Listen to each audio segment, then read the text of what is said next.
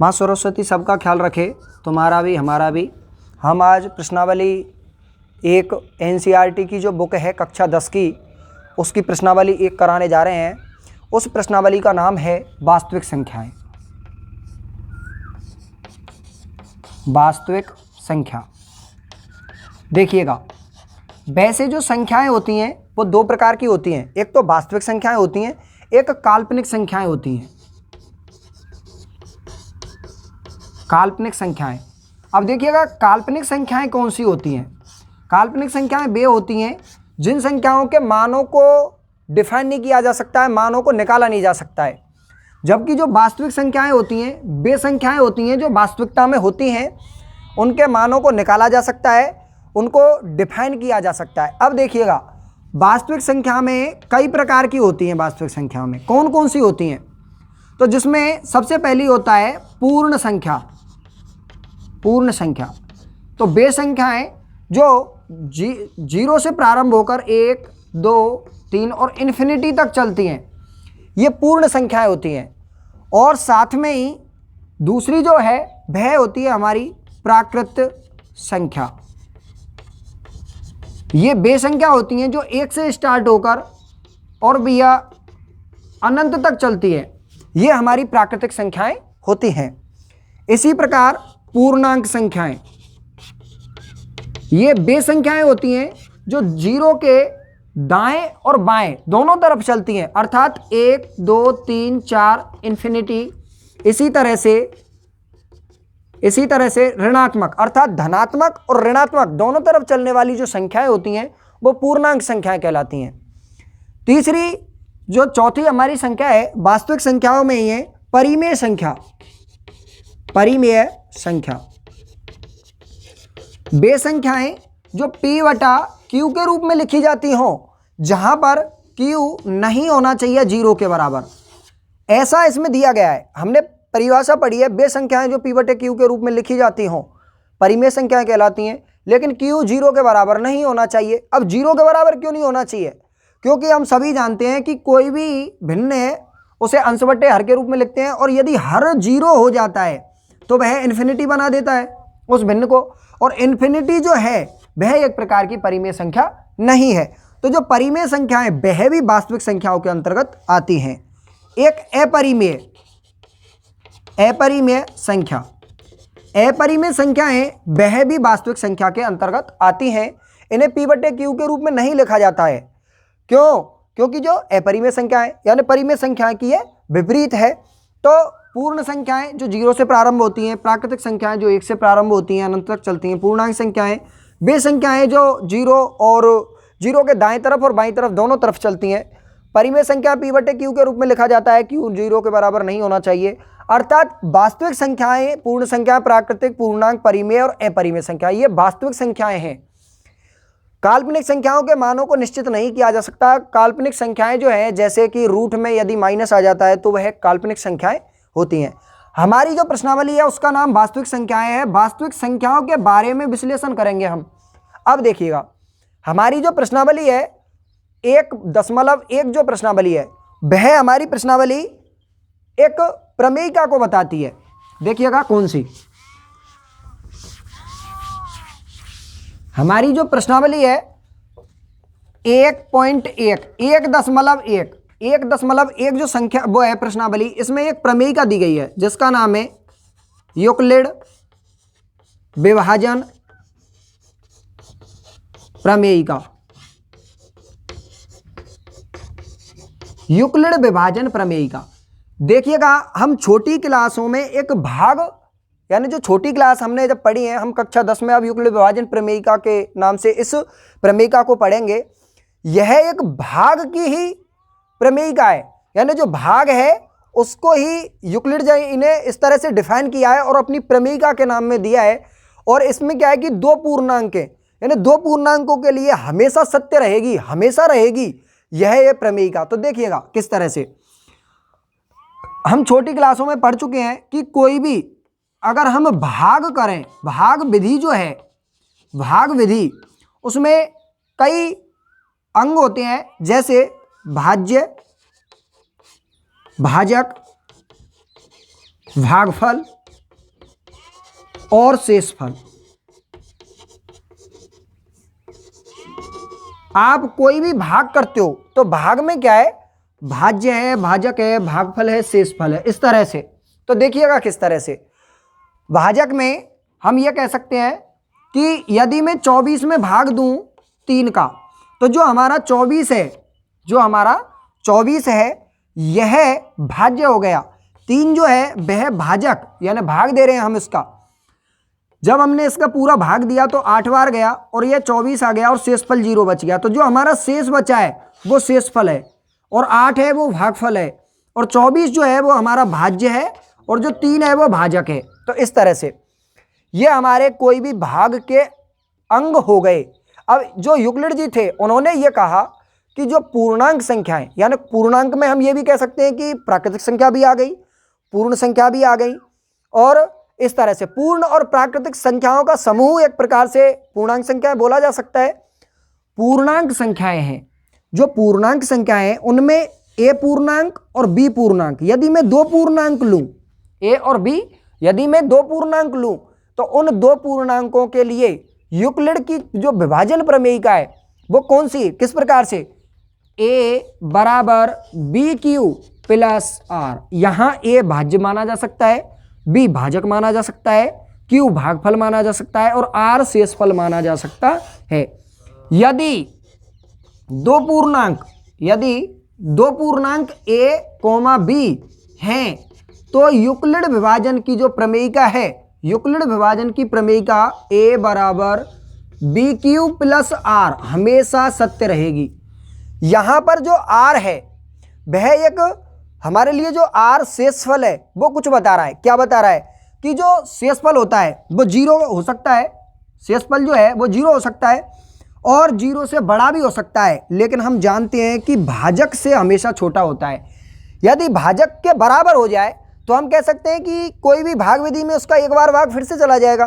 तो हम ये कह सकते हैं कि यूक्लिड विभाजन प्रमेयिका के अनुसार ए और बी 2 पूर्णांक इस प्रकार हैं कि वो A B Q plus R, जहां आर का मतलब शेषफल है, आर जो शेषफल है वह 0 के बराबर या बड़ा हो सकता है, 0 के बराबर या बड़ा हो सकता है, लेकिन वह हमेशा बी से छोटा होगा। वह हमेशा किससे छोटा होगा, बी से।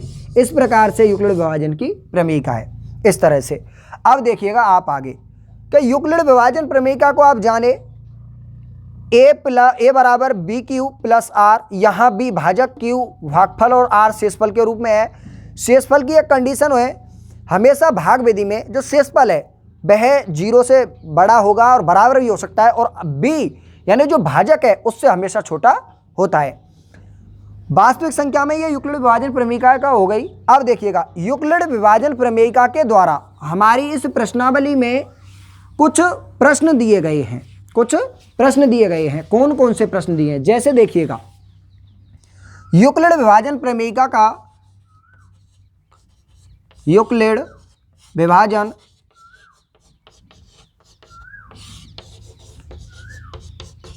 प्रमेयिका द्वारा HCF ज्ञात करना,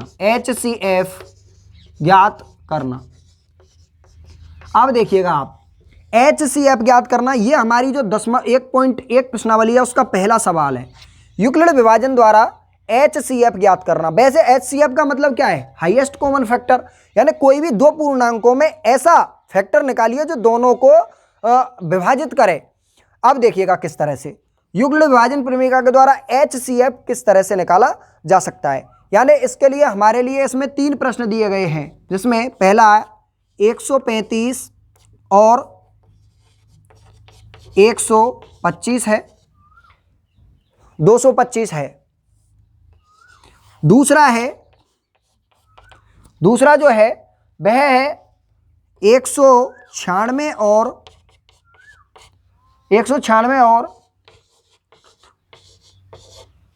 तीसरा है और इस तरह से। तो देखिएगा युक्लिड विभाजन प्रमेयिका के द्वारा HCF ज्ञात करना है। 3 प्रश्न दिए हुए हैं, तीनों प्रश्नों में मैं एक प्रश्न आपके लिए बता देता हूं, कोई भी। तो देखिएगा हमारे लिए HCF युक्लिड विभाजन प्रमेयिका के द्वारा कैसे निकाला जाएगा। तो देखिएगा सबसे पहले क्या किया जाता है, युक्लिड विभाजन प्रमेयिका के में यूक्लिड जी ने कहा कि 2 पूर्णांक होते हैं, तो 2 ही 2 पूर्णांक हैं, उन 2 पूर्णांकों में युक्लिड विभाजन प्रमेयिका लग सकती है। तो देखिएगा सबसे पहले इसमें 135 और 225 है, इसमें हम युक्लिड विभाजन प्रमेयिका को लिखें तो A बराबर BQ प्लस R। तो देखिएगा A हमेशा क्या है, A हमारे हमेशा भाज्य है और B जो है वह हमारा भाजक है। हम सभी जानते हैं कि भाज्य बड़ा होता है, तो हमारा इसमें जो बड़ा है वह है 225, यही है 225 है, तो हम A बराबर क्या मानेंगे 225, और जो B है B बराबर हम क्या मानेंगे 135। इस तरह से A बराबर हमने 225 मान लिया और B बराबर हमने 135 मान लिया। अब देखिएगा किस तरह से 225 युक्लिड विभाजन प्रमेयिका में रखने पर, यानी A और B का मान है 2 पूर्णांक है, युक्लिड विभाजन प्रमेयिका में रख रहा हूं मैं, 225 बराबर B अपना 135 हो गया इनटू, अब देखो Q, इससे हम क्या गुना करें कि अब हमारे लिए इसके अलावा अब हमें क्या करना है। तो देखो 135 में 225 जो है, इस 225 में 135 का भाग देके देखना है।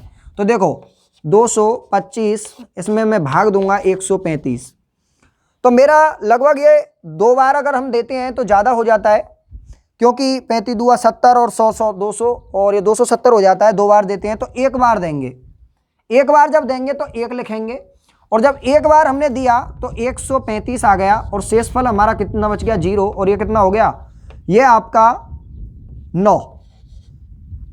अब देखिएगा आप आगे 5 और ये हमारा 90 बच गया, तो हमें यह शेषफल को क्या लिख सकता हूं 90। अब देखिएगा युक्लिड विभाजन प्रमेयिका का उपयोग किया, 225 आ गया बराबर 135 हमारा B माना, 135 का हमने भाग दिया 225 में, 2 बार हम दे नहीं सकते क्योंकि 270 हो जाता है, और 270 225 से ज़्यादा है, तो 1 बार दिया, 1 बार जब हमने दिया तो 135 आ गया, हमने इसमें से घटाया है, ये एक भाग किया है, भाग विधि का उपयोग किया जा रहा है, क्योंकि हमें क्या निकालना है भागफल निकालना है और शेषफल निकालना है, भागफल प्लस शेषफल। तो देखिएगा भागफल हमारा कितना आ गया 1 आ गया, और शेषफल आ गया हमारा 90, 5 से 5 गया 12 हो गए, 12 में से 3 गए तो 9 बच गए, यहाँ 1 से 1। अब देखिएगा 90 आ गया, अब इस 135 ये बड़ा है और ये भागफल जो है वो अपना छोटा है, तो इसको तो यहाँ लाना है हमें इसके नीचे, यानी 135 बराबर 90 इंटू कुछ प्लस, यानी हम फिर से इसी तरह से करेंगे। तो देखिएगा किस तरह से 135 में हमने 90 का भाग देना है। अब देते हैं तो जब हम 2 बार देंगे तो ज़्यादा हो जाएगा, 1 बार दिया आ गया, और ये कितना हो गया 5, 13 में से ये अपन का 45 हो गया, ठीक है। तो हम इसको कितनी हुई 1 बार प्लस 45, फिर हमने इस 90 को फिर से उसी विधि द्वारा 90 बराबर 45 इंटू, अब इसका फिर से मुझे भाग देना है, तो मैं डायरेक्ट 45 दूंगा 90 अर्थात 2 प्लस 0, और हमारा जो शेषफल है वो 0 आ गया। अब देखिएगा हमारी यहां पर युक्लिड विभाजन प्रमेयिका खत्म हो जाती है, हमारी यहां पर युक्लिड विभाजन प्रमेयिका खत्म हो जाती है। तो देखिएगा जब शेषफल 0 आ जाए तो युक्लिड विभाजन प्रमेयिका अब इससे आगे तो लगेगी नहीं, तो इसके बाद जो कॉमन फैक्टर है वो 45 है, तो इसका HCF 45 आ गया। तो इस तरह से हमारा जो पहला प्रश्न है वो कंप्लीट होता है।